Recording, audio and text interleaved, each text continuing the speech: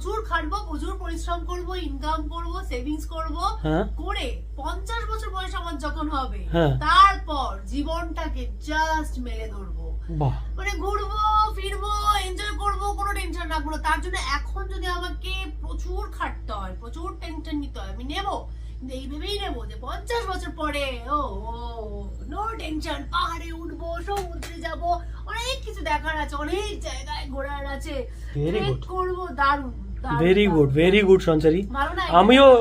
আমিও ইয়ে পাচ্ছি, একটা এন্তু পাচ্ছি। স্বাভাবিক, আরে দুজন মিলে করবো, দুজন মিলে এনজয়, জীবনটাকে তখন দেখার সময়।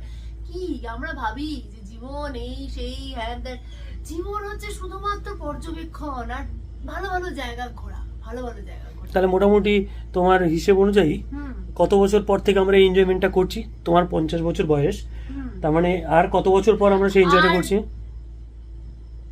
এটা হবে না সঙ্গীত। কেন? আমি যদি বলে দিই কত বছর পর, তাহলে কিন্তু সবাই আমার বয়সটা জেনে যাবে, আর মেয়েদের বয়স এভাবে বলতে নেই, তাও আবার সোশ্যাল মিডিয়াতে বলতে নেই। কিন্তু সোশ্যাল মিডিয়াতে আমি ভুল করছি না, তুমি কি ভেবেছো এইভাবে তুমি সবাইকে আমার বয়সটা বলে দেবে? কিন্তু সঞ্চারী, সোশ্যাল মিডিয়াতে তো যেটা সত্যি সেটাই দেখাতে হয়, ফেক করলে কিন্তু মানুষ দেখবে না কন্টেন্ট। আমি তো বলছি, আমি তো বয়স কমিয়ে বলছি না, আমি বলছি বলবো না। না বলো না, কি আছে এটা বললে কি আবার ক্ষতি হয়ে যাবে? কত বছর পর তোমার 50 বছর বয়স হবে, তুমি বলে দিলে অত মানুষ হিসেব করে বের করতে পারে না। কি মনে হয় কত বছর পর বলো মোটামুটি? তাও 30 বছর পর আমার 50 বছর বয়স হবে।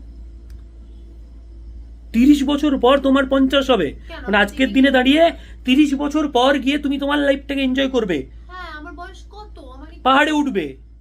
হ্যাঁ, কিন্তু সন্তানি 30 বছর বলে তো আমার অবস্থাটা কি হবে? হ্যাঁ, তোমার হিসেবে তো 30-এর পরে 50 হবে। হ্যাঁ, আমি তখন কি লাঠি ধরে এলাম করে পাহাড়ে ট্রেক করতে উঠবো? শুধু নিজের কথাটা ভাবছো। 30 বছর, তারপরে তোমার 50 হবে।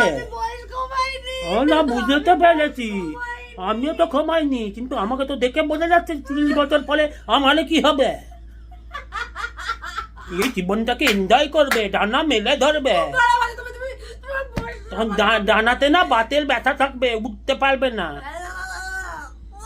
তো নিজের কথাটাই ভাবলে। সত্যি তো, আজ থেকে 30 বছর পর আমার অবস্থাটা কি হবে?